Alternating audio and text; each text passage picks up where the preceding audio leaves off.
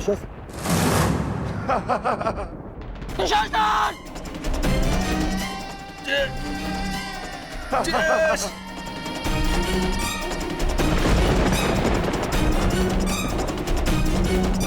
ये सब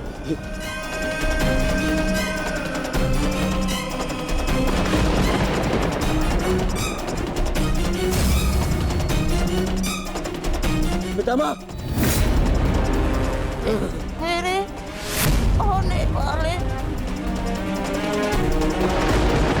मामा श्री क्या हो रहा है? मैं कहाँ हूँ?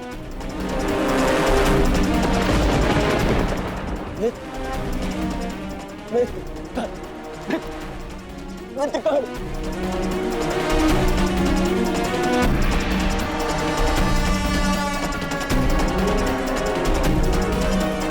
मित्र मित्र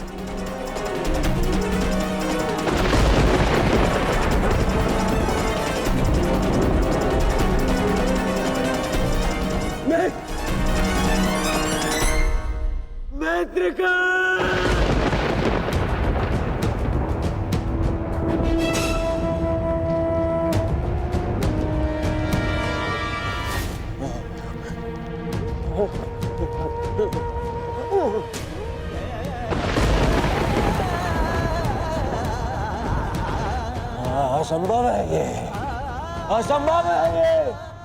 इसे तुमने ही तो संभव बनाया है दुर्योधन।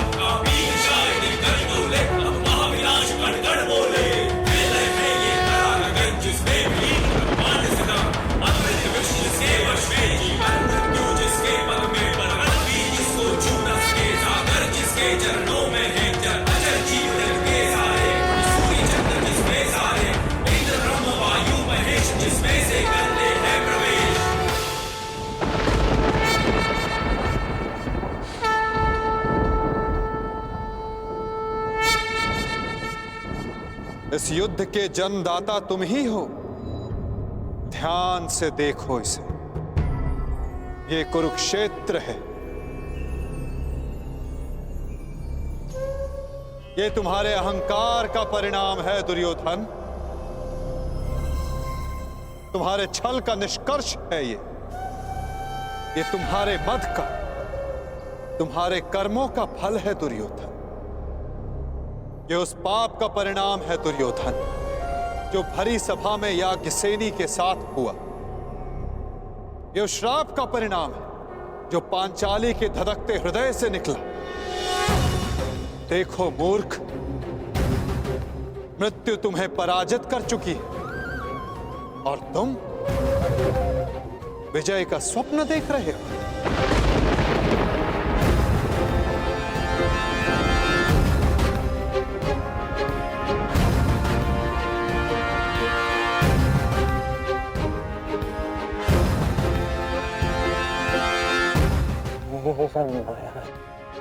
ये सब माया है। माया नहीं दुर्योधन, तुम्हारे कर्मों की छाया है ये। यही तुम्हारा भविष्य है, यही तुम्हारा प्रारब्ध, यही अंत है कुरुवंश का। युद्ध की चाह थी ना तुम्हें, महाविनाश देखने की इच्छा थी तुम्हें। ठीक है, युद्ध मिलेगा तुम्हें, महाविनाश देखोगे तुम। तुमसे पहले भी बहुत अहंकारी आए और उनका भी अंत मैंने इसी प्रकार किया।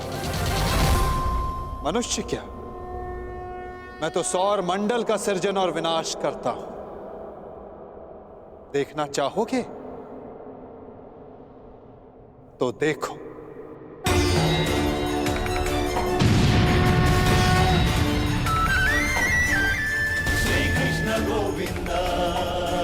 उधर देखो दुर्योधन।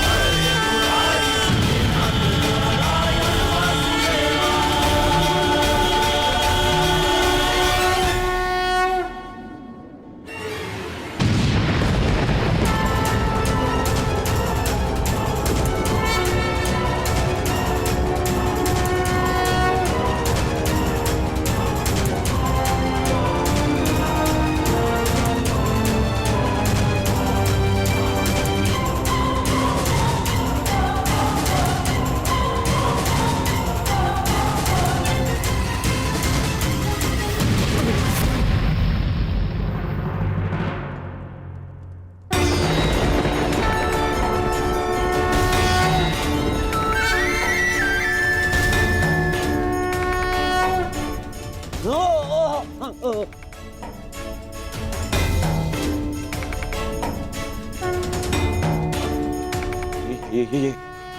क्या हो रहा है? नहीं, ये सब मिथ्या है। ये मिथ्या है। ये मिथ्या तुम्हारा अहंकार है दुर्योधन। मिथ्या ये सभा है। सत्य तो वो है जो तुम कभी समझ ही नहीं पाए। वो सत्य जो मैंने अभी तुम्हें दिखाया।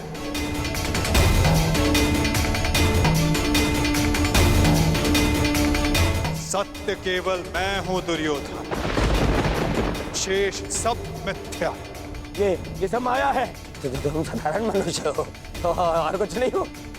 आश्चर्य है, परंतु इसमें तुम्हारा क्या दोष? जब मनुष्य में अहंकार, तो वो सत्य केवल आकार से पहचानता है। तो आकार देखो दुर्योधन।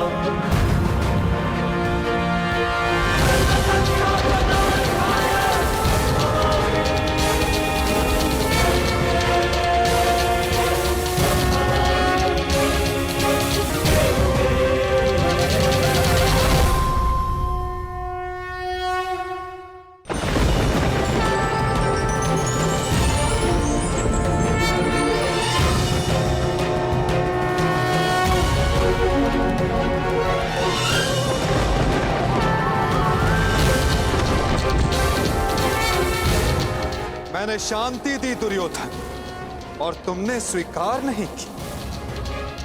मैंने मैत्री दी, परंतु अपने अहंकार के आगे तुम्हें मैत्री का मूल्य समझ नहीं आया।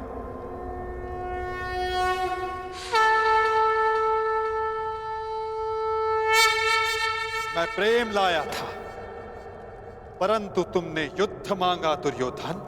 तो सुनो, अब युद्ध होगा।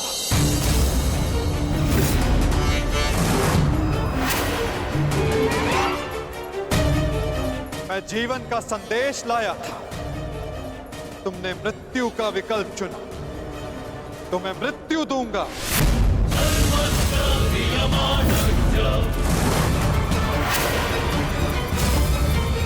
तुम्हें अनुमान नहीं दुर्योधन कि यह युद्ध कितना भयंकर होगा। महासंहार होगा। पापियों के प्रत्येक भागीदार का अंत होगा ये महाभारत।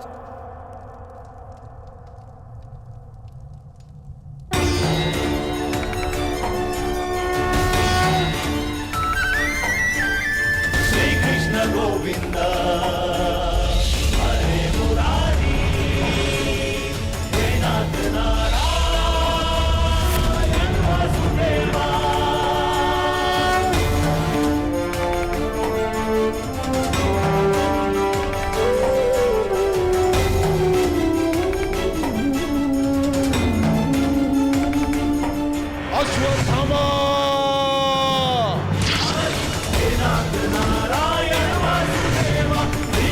गोविंद हरे मुरारी, हे नाथ नारायण वासुदेवा। श्री कृष्ण गोविंद हरे मुरारी।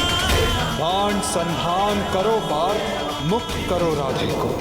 हरे मुरारी, हे नाथ नारायण वासुदेवा। श्री कृष्ण गोविंद हरे मुरारी, हे नाथ नारायण वासुदेवा। सभा में इतनी शांति क्यों है? कोई बताएगा मुझे, आखिर हो क्या रहा है? सत्य देखने के लिए तन के दृष्टि की नहीं, मन के दृष्टि की आवश्यकता होती है धृतराष्ट्र। नियति ने तुम्हें दृष्टि नहीं, परंतु आज इस क्षण के लिए मैं तुम्हें दृष्टि देता हूं। कदाचित तन की दृष्टि से देखकर तुम मन की दृष्टि का सत्य समझ पाओ धृतराष्ट्र।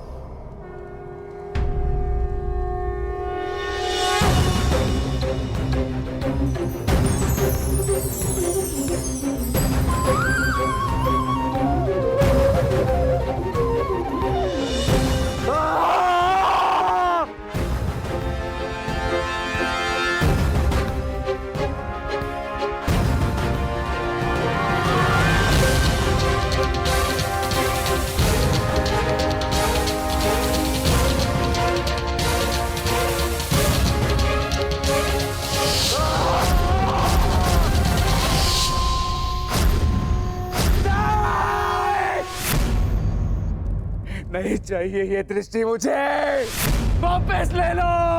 ये क्या अनर्थ दिखा दिया मुझे। वासुदेव, ले लो, वापस ले लो।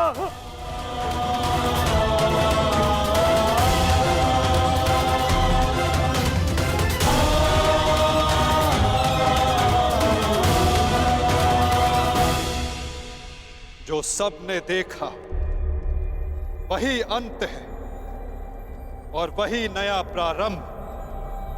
परंतु ये आप सबको स्मरण तब होगा जब ये वास्तविक में आप सबके साथ घटित होगा।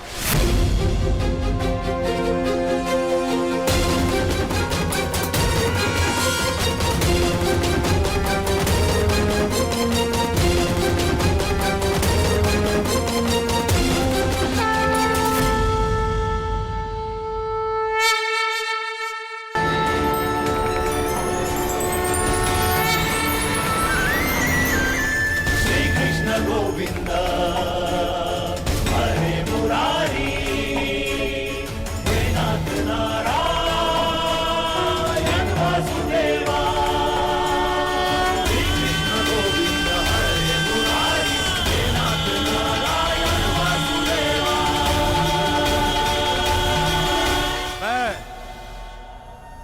वासुदेव इस महायुद्ध, इस महाभारत की घोषणा करता हूं।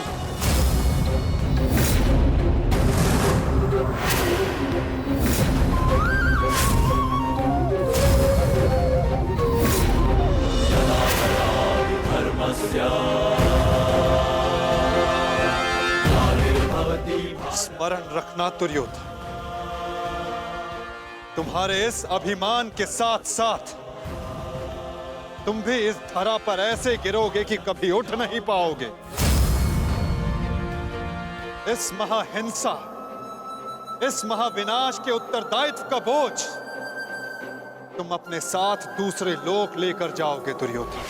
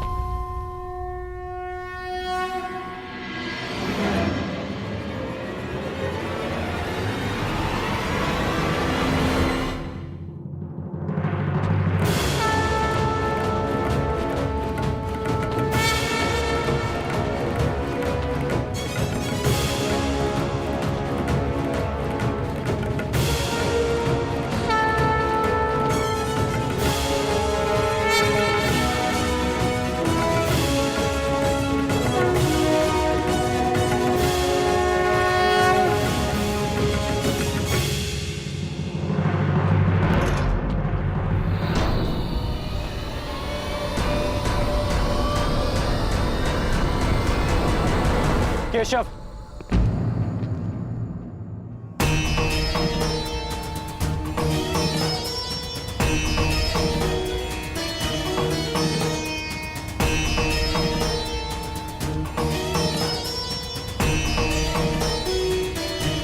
मुझे सदा से भान था कि आप साधारण मनुष्य नहीं हैं।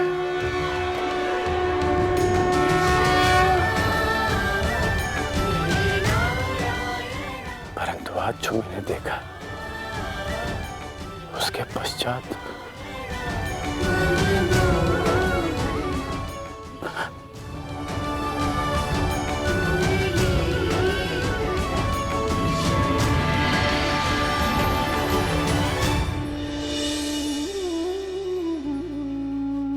साथ आओ मित्र।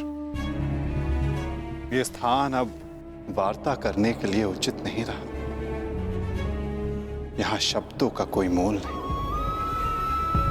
यहां शब्द केवल सुने जाते, समझे नहीं जाते। आओ मेरे साथ।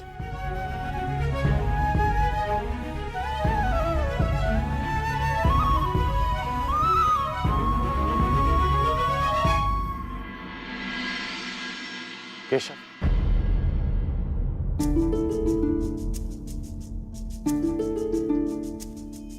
शांति न्याय एक बार आप मेरे सारथी बने थे, आज ये गौरव मुझे दीजिए केशव। बुद्धि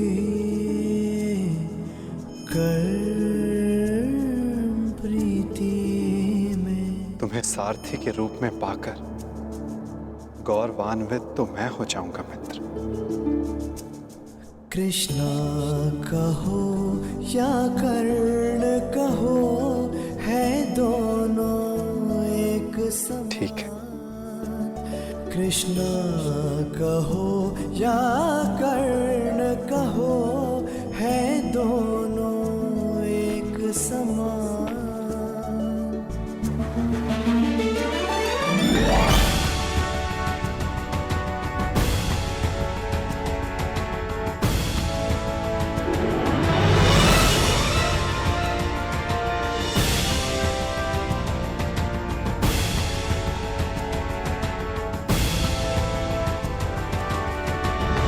कह दो मित्र, जो कुछ भी तुम्हारे मन में। आप ही पढ़ लीजिए ना केशव कि क्या है मेरे मन में।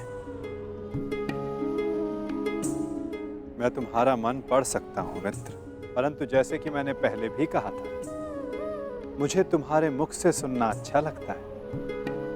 अब कह भी दो मित्र, क्या है तुम्हारे मन में? इस समय जो मेरे मन में चल रहा है वो ये है कि आपने मुझे पांडवों के पक्ष में आने का प्रस्ताव दिया था। हाँ, और तुमने उस प्रस्ताव को अस्वीकार कर दिया था। हाँ, परंतु मैंने कभी नहीं सोचा था कि मेरा ये निर्णय मुझे आपके विपक्ष में खड़ा कर देगा केशव। आपको तो युद्ध का परिणाम पता है ना केशव। किसी अनहोनी के होने से पहले उसका ज्ञात हो जाना,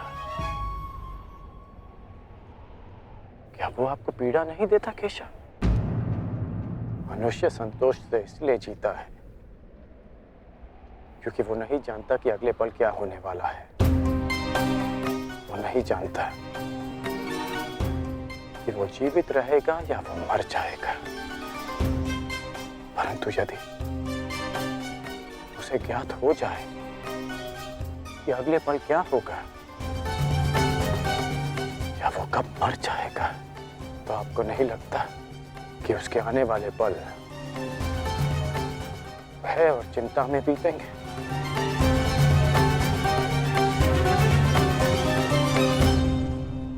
ये सोच पर निर्भर करता है अंगराज। यदि मनुष्य को अपना अंत ज्ञात हो तो हर वो क्षण जिसे हम व्यर्थ करते हैं, उन क्षणों को जिया भी जा सकता है। इस नदी को देख रहे हो?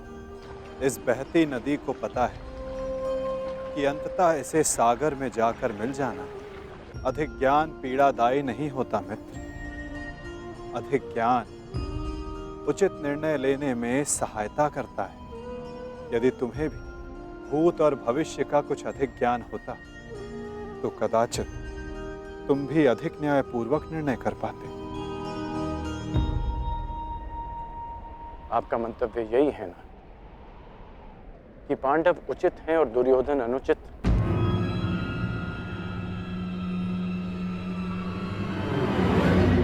क्षमा कीजिएगा, परंतु मैं आपकी इस बात से सहमत नहीं हूं।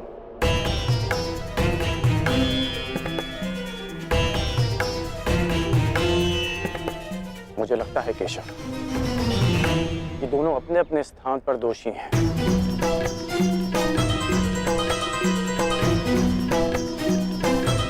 और इसी कारण से दोनों अपनी अपनी दृष्टि में निर्दोष और सही हैं।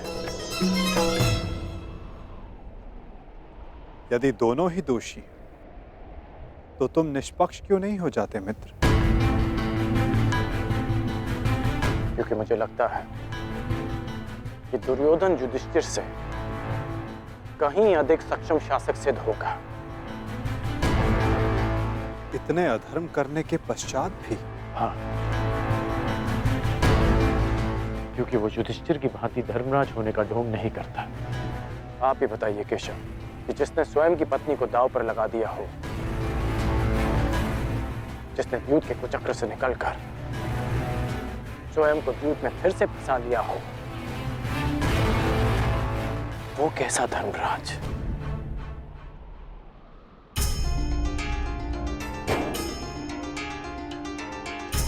युधिष्ठिर की असमर्थता के कारण राजकुमार युधिष्ठिर, मेरे शौंड की रक्षा कर लीजिए। मेरा अनुज मृत्यु की भेंट चढ़ गया।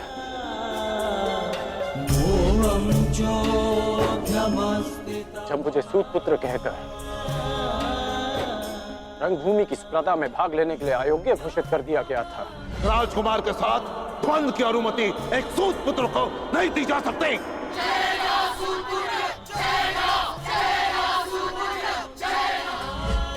तब भी धर्मराज का धर्म मौन था। ऐसे में दुर्योधन ने मेरा हाथ थामा, जिसे आप अधर्मी कहते हैं।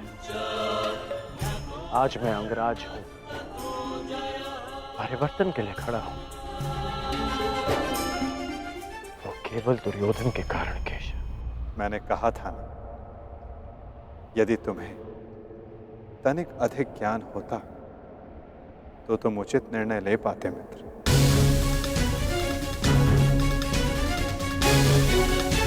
मैं समझा नहीं। तुम सदा स्वयं को सूत पुत्र समझते आए होकर, और यदि तुम्हारा ये ज्ञान मिथ्या हुआ तो? मिथ्या? हाँ कर, क्योंकि तुम्हें तो पता ही नहीं कि तुम वास्तव में हो कौन। मुझे ज्ञात है कि मैं कौन हूं, और मुझे गर्व है कि मैं अधिरथ पुत्र कर्ण हूं, राधे पुत्र कर्ण हूं, सूत पुत्र कर्ण हूं।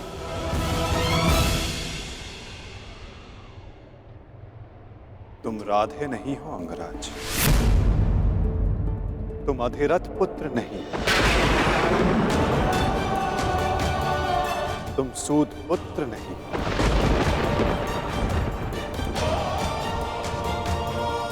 तुमने कभी ये नहीं सोचा कर्ण कि एक सूत पुत्र के शरीर पर दिव्य स्वर्ण से मड़ित कवच और कुंडल क्यों है?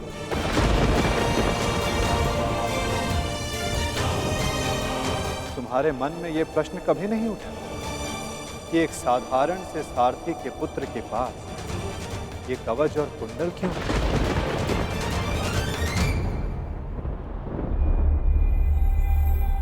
क्या तुम ये सोचकर कभी व्याकुल नहीं होते कर्ण कि तुम शेष से इतने भिन्न क्यों हो?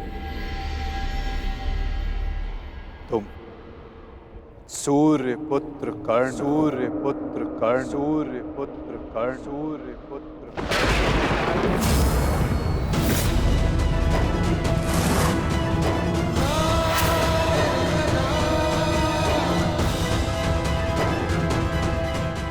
स्वयं सूर्य नारायण के अंश हो तुम कर्ण।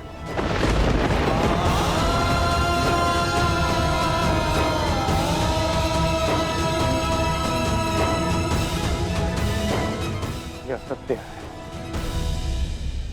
मेरे पिता अधिरथ हैं, और मेरी माता राधा। सत्य से भागो मत कर्ण, और सत्य यही है कि अधिरथ तुम्हारे पालक पिता हैं। तुम उन्हें गंगा किनारे मिले थे, कभी सोचा नहीं कि क्यों सूर्य का तेज तुम्हारे मुखमंडल पर रहता है? कभी अनुभव नहीं किया मित्र कि क्यों सूर्य का ताप तुम्हारे शरीर पर स्निग्धता का अनुभव कराता है?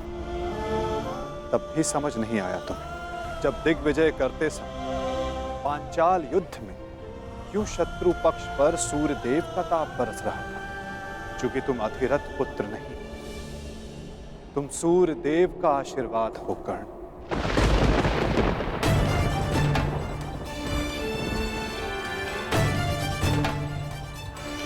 यदि मैं पिताश्री को गंगा किनारे मिला था तो मेरी माता को कर्ण, अपनी माता से बहुत पहले से भेंट करते आ रहे हो तुम कर्ण। चूंकि रक्त सदा रक्त का सम्मान करता है। कभी सोचा है कि वो कौन है जिनके समक्ष आते ही तुम्हारी दृष्टि उनके पांव की ओर चली जाती है? वो कौन है जिनसे हर युद्ध से पूर्व उनका आशीष लेने का तुम्हारा मन करता है? कौन है कर्ण जो सदा तुम्हें अपने पुत्रों के समान प्रेम करती है? वो कौन है जिनकी आंखें तुम्हें देखते ही भर आती हैं? अर्जुन से द्वंद्व होने के पश्चात भी तुमने कभी पांडवों का अहित नहीं चाहा, कभी उनकी रक्षा की, कभी उन्हें चेतावनी दी।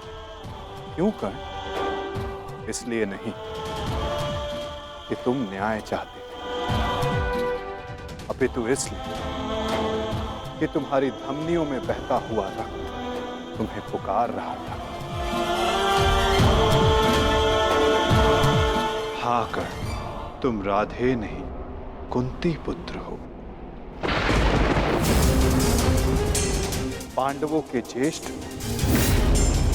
हाँ कर्ण, बुआ कुंती ही तुम्हारी माता है और तुम उनके ज्येष्ठ पुत्र।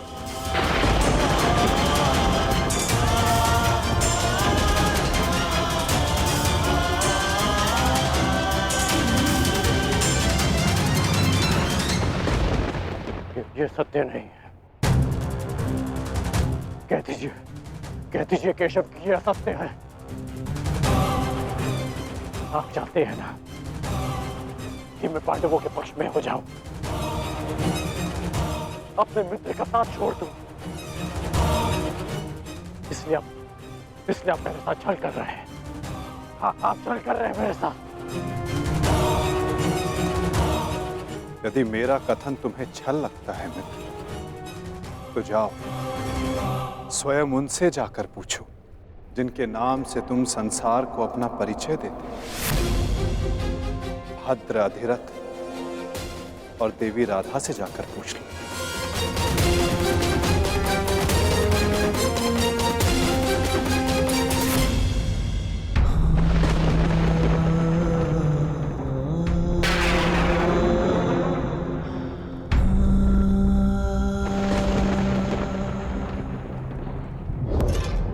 आ गए?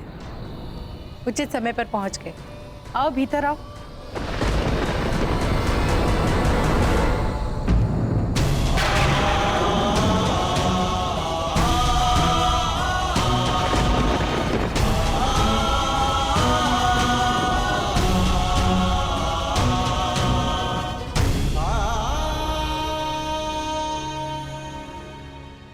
क्या हुआ पुत्र?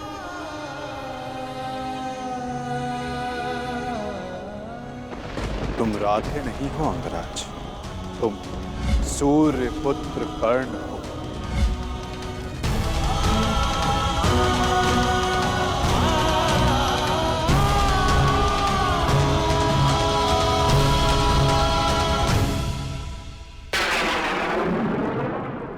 एक बार फिर से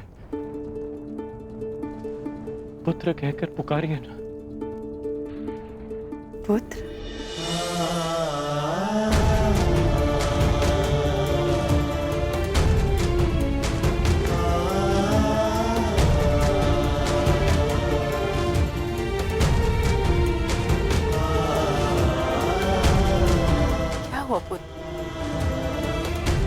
तुम इतने व्यथित क्यों हो? क्या हुआ? व्यथित था, अब नहीं हूं माता। मैं समझ गया कि ये वासुदेव का खेल है। वो मेरे साथ खेल खेल रहे हैं माता। खेल? कैसा खेल? क्या विनोद किया केशव ने? बहुत भारी विरोध किया उन्होंने। उनका कहना है कि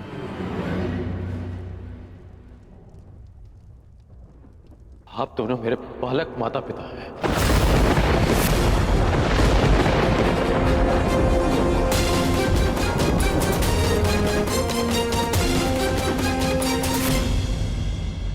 मैं पिताश्री को गंगा तट पर मिला था। ये सूर्यदेव मेरे पिता है और माता कुंती मेरी माता।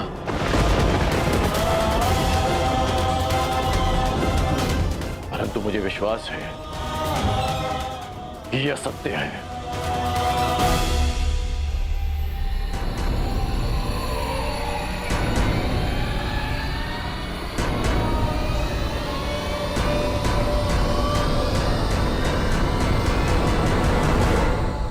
ये असत्य है ना? मैं आप ही का पुत्र हूं।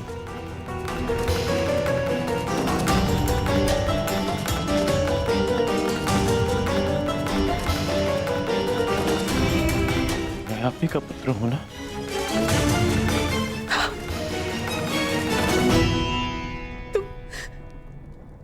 तुम मेरे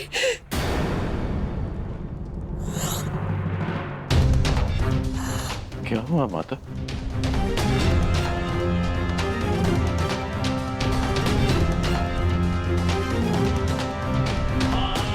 क्या हुआ पिताश्री? आप दोनों मौन क्यों हैं? कहिए ना कि आप ही मेरी माता है। कहिए ना कि मैं आपका पुत्र हूं। कहिए ना कि आप मेरी माता है। कहिए ना कि आप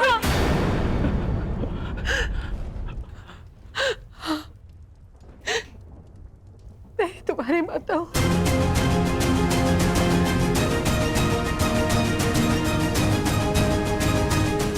परंतु दात्री नहीं।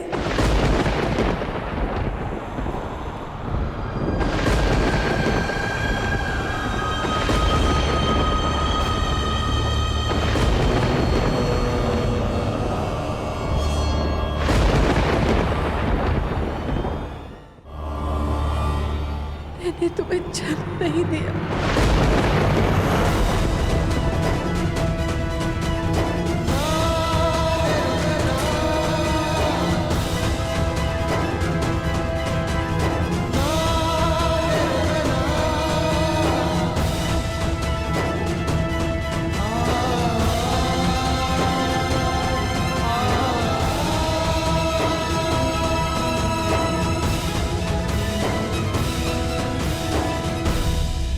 इतने वर्षों से हमने तुमसे ये सत्य छुपा कर रखा कि देवी कुंती तुम्हारी माता है। इसी कारण हम न तुम्हें धनुर्विद्या सीखने देना चाहते थे और न रणभूमि में जाने देना चाहते थे, क्योंकि देवी कुंती तुम्हारी जन्मदात्री है। केशव ने तुमसे कदाचित असत्य नहीं कहा। तुम मेरे पुत्र नहीं।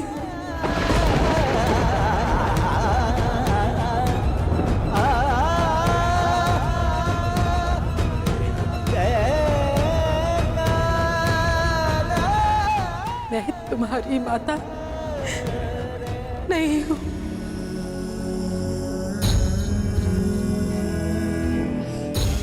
आप असत्य कह रही हैं कि आप मेरी माता नहीं हैं। यदि ऐसा होता तो क्यों बचपन में जब मुझे भूख लगती थी तब आपको स्वयं ज्ञात हो जाता था? जब मुझे निद्रा आती थी तो कौन मुझे अपनी गोद में सुलाता था?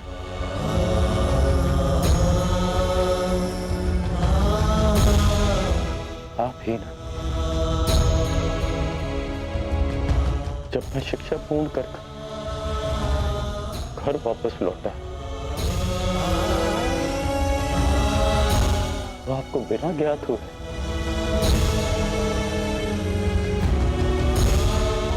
कैसे पता चल गया कि मैं आ गया और आपने अधिक भोजन बनाया?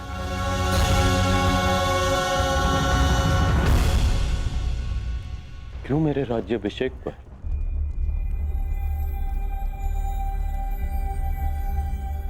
पिताश्री के शपथ देने के पश्चात भी आप मुझे छुप कर देखने आई थी जब मैं अंग जा रहा था? तब क्यों मुझे परिवर्तन का आशीष दिया?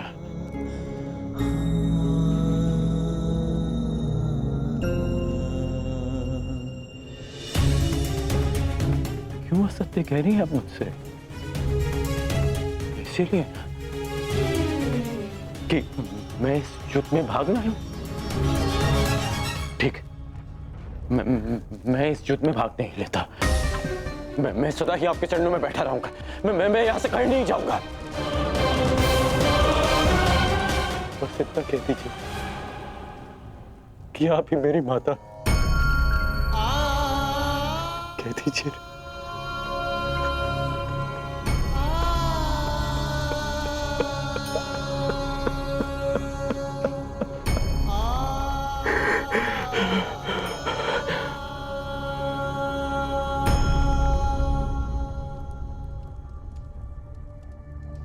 आपके अश्रुओं ने और आपकी चुप्पी ने सत्य सामने ला दिया। धर्मं च लोभं च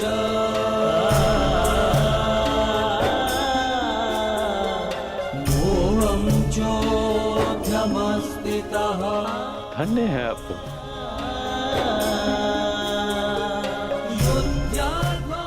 किसी और की संतान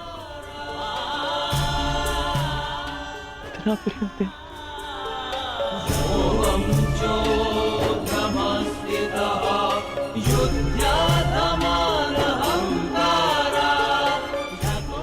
आपका रण कभी नहीं उतार पाऊंगा।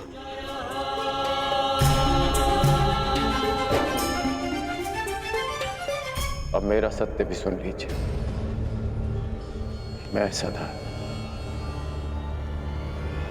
प्राधिकरण ही कहलाऊंगा।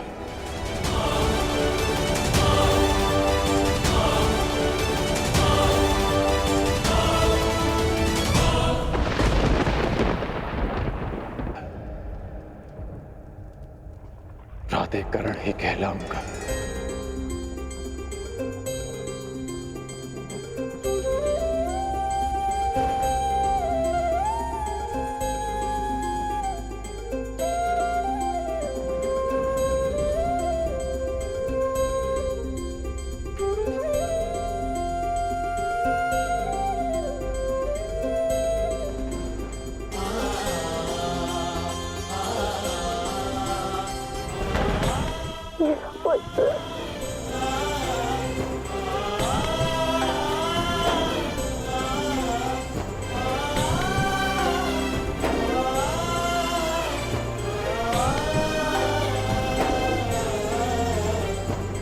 कहाँ जा रहे हो पुत्र?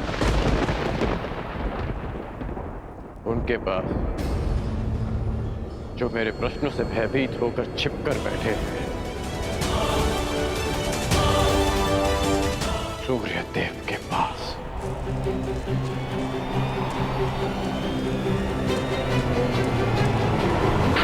वेदों के आवरण से बाहर निकलिए सूर्यदेव। अब आप मुझसे और नहीं छिप सकते। मेरे समझ आइए सूर्यदेव। जीवन के आरंभ से हर प्रातः मैंने आपको तर्पण किया, उसके लिए बाहर आइए। मैंने सदा आपका सम्मान किया, उसके लिए बाहर आइए। आपके कारण जो मेरा अपमान हुआ, उसके लिए बाहर आइए। एक कवच कुंडल मुझे देकर भी मेरे मन को जो भेदा है आपने, उस पीड़ा के कारण बाहर आइए।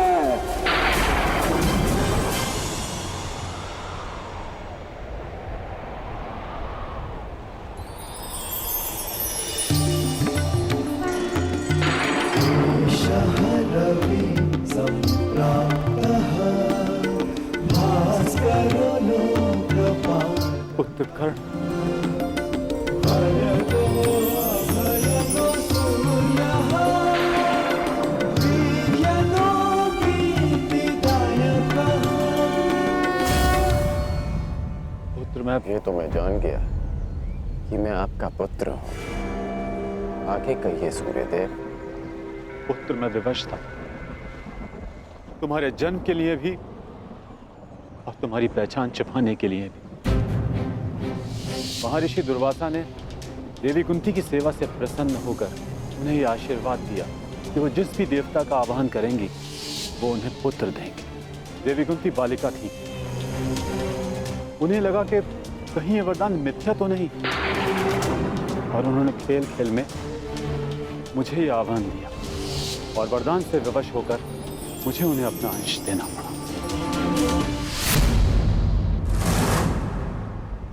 विवश थे आप? क्या आज विवश नहीं है? माता कुंती को मुझे अपनाने में समाज का भय था, परंतु आपको किस बात का भय था?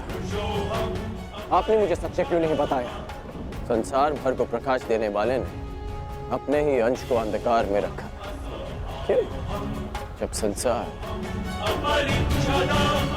मुझे सूत पुत्र कहकर नीचा दिखाता रहा, तब आपकी दृष्टि क्यों नहीं झुकी? जब सब मुझसे मेरा अधिकार छीनते रहे, तब आपके अहंकार को ठेस क्यों नहीं पहुंची? क्यों तब तक आप मेरी प्रतीक्षा करते रहे, जब तक मुझे स्वयं ज्ञात नहीं हो गया कि मैं आपका पुत्र हूं? क्यों मुझसे सत्य को दूर रखा आपने? क्यों? मैं मानता हूं कि मैंने तुम्हें सत्य से दूर रखा, परंतु मैं सदैव तुम्हारे साथ था। मैं नहीं चाहता था कि समाज को इस बात का ज्ञान हो।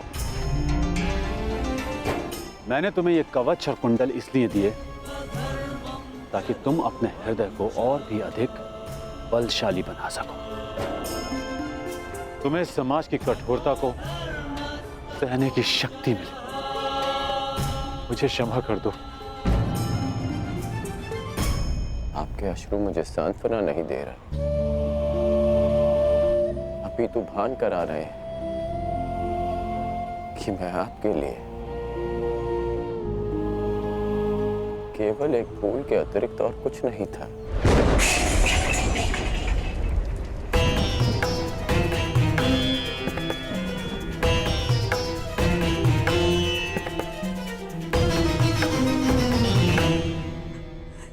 हे ईश्वर, मेरे पुत्र की सहायता करना।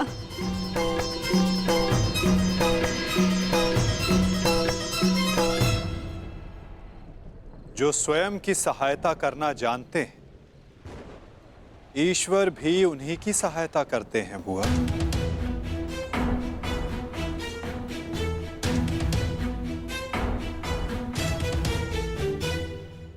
मैं सदा आपकी पूजा करता रहा, आपको तर्पण देता रहा, और भविष्य में भी मैं ऐसा ही करूंगा।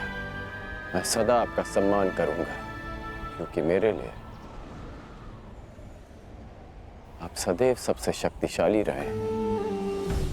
मेरा मन मलिन है आज, परंतु मेरे मन में आपके प्रति कोई मेल नहीं। एक बार अपने मुख से आपके जाने का समय आ गया है। कल प्रातः आपको सबके जीवन को अंधकार से निकालना है। विश्राम कीजिए पिताश्री। कल्याण हो तुम्हारा। ऐसी अवस्था में भी तुमने अपने पिता को तृप्त किया। धन्य हो तुम दानवीर कर्ण।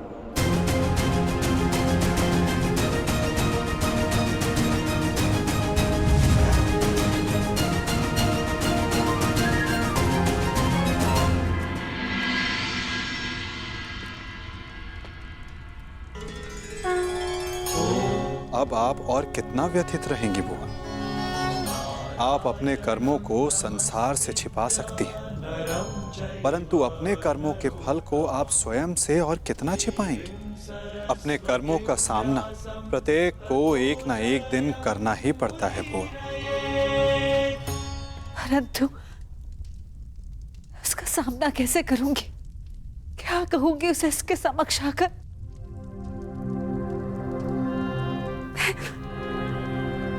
मैं कैसे उसे समझाऊंगी कान्हा? क्या ये सब इतना सरल है? यदि सब कुछ इतना सरल होता तो जीवन जीवन नहीं होता बुआ।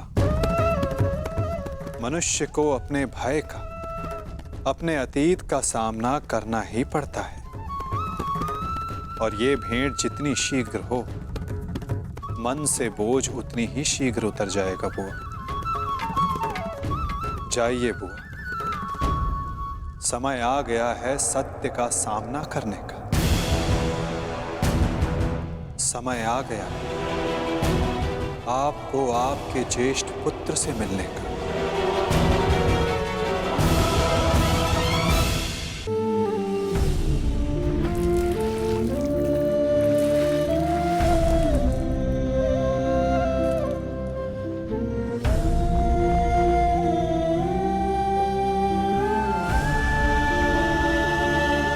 दान चाहिए पुत्र, दोगे?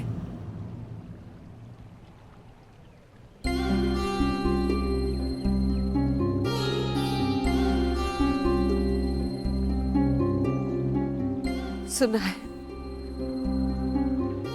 प्रातःकाल सूर्य को अर्घ देते समय यदि तुमसे कोई कुछ भी मांगे तो तुम कभी मना नहीं करते, उसकी इच्छा पूरी करते हो। इसलिए मैं भी कुछ मांगने तुम्हारे समक्ष आई हूं कि इस दुर्भाग्यशाली माता को क्षमा दान दे पाओगे पुत्र?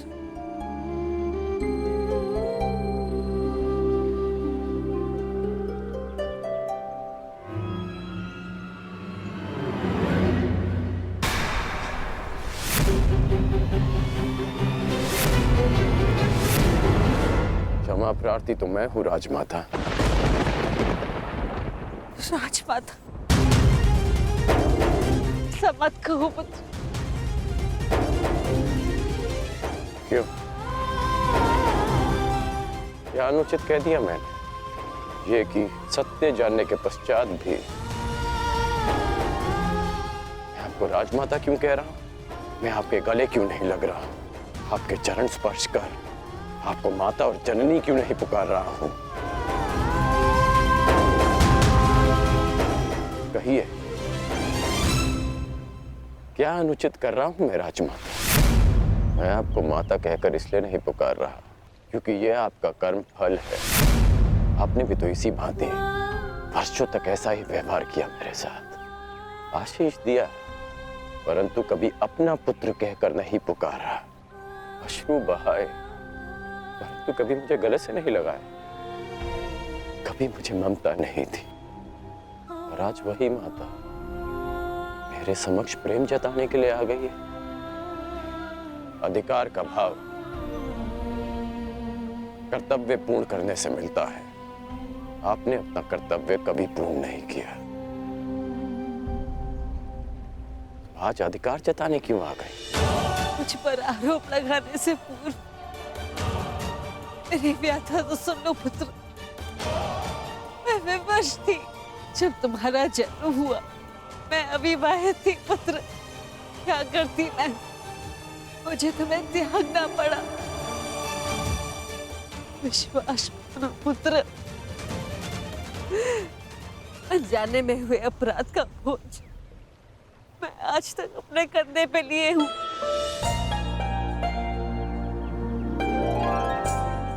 आपने अपनी व्यथा तो कह दी, परंतु मेरा क्या दोष था?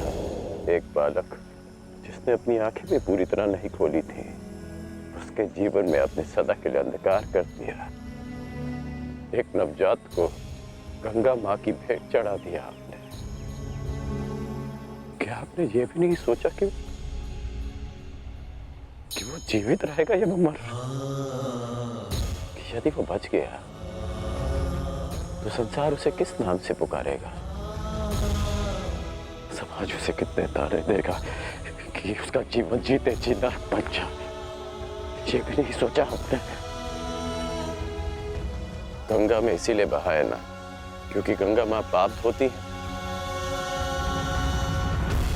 मैं आपके लिए पाप ही था ना, केवल एक पाप, एक अभिशाप, जिसे आप गंगा में बहाकर भूल गए। आश्चर्य की बात यह है कि कभी आपने मुझे खोजने का प्रयास नहीं किया, कभी ये जानने का प्रयास नहीं किया कि मैं जीवित हूं या मर गया।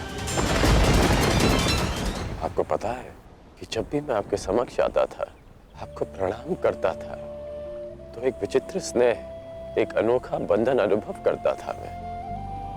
क्या आप कभी ऐसा अनुभव नहीं करती थी? तुम मेरे ही पुत्र हो। इसका ज्ञान मुझे रंगभूमि में हुआ, परंतु फिर भी आप मौन थी। ये जानने के पश्चात में आप समझा कि तब आपके समक्ष एक और प्रश्न आकर खड़ा हो गया कि युवराज पद की होड़ में प्रदा कर रहे अपने सारे पुत्रों को कैसे बताएं कि जिसके कुल का वो अपमान कर रहे हैं वो उनका ज्येष्ठ भ्राता है। हस्तिनापुर के समक्ष ये सत्य कैसे बताएं कि मैं आपकी प्रथम संतान हूं। बोलिए राजमाता, ये आज अचानक क्या हो गया? ऐसा मत कहो पुत्र।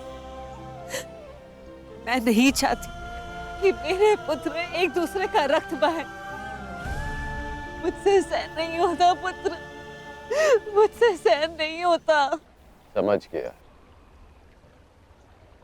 कि आप यहाँ मेरे लिए नहीं, अर्जुन के लिए आई, कि आप मुझसे क्षमादान मांगने नहीं, अर्जुन का जीवन दान मांगने आई। कि आप मुझसे क्षमादान मांगने नहीं, अर्जुन का जीवन दान मांगने आई। आप यहाँ इसलिए आई कि मैं अर्जुन का वध ना करूं। ऐसा मत कहो पुत्र। मैं नहीं चाहती कि मेरा कोई भी पुत्र एक दूसरे का वध करे। ठीक है, समस्त हस्तिनापुर के समक्ष ये स्वीकार कर सकती हैं कि मैं आपका ज्येष्ठ पुत्र हूं।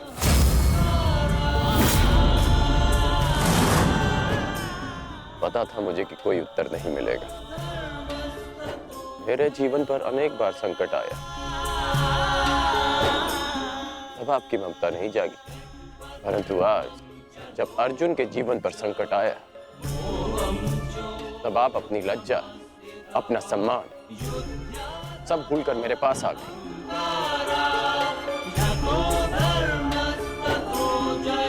सत्य में अर्जुन बहुत भाग्यशाली है कि उसे आपकी ममता मिली। मैं भले ही अर्जुन को युद्ध के द्वंद्व में हरा दूं, परंतु आज उसने मुझे ममता के द्वंद्व में हरा दिया। तुम्हारी अपराधी नहीं हूं मैं।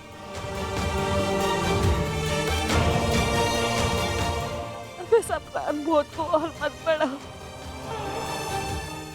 इस युद्ध में भाग मत लो पुत्र। अपने अनुजों से युद्ध मत लड़ो पुत्र। बस एक बार कह दो कि तुम मेरे पुत्र हो कर्ण। हाँ, मैं आपका पुत्र हूं।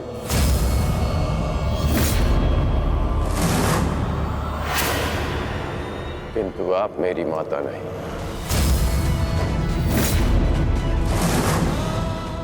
सदा स्मरण रखिएगा राजमाता कि इस सूत पुत्र की माता का नाम राधा है। मैंने अवश्य कौंतेय बनकर जन्म लिया, परंतु संसार मुझे सदा राधे कर्ण के नाम से जानेगा।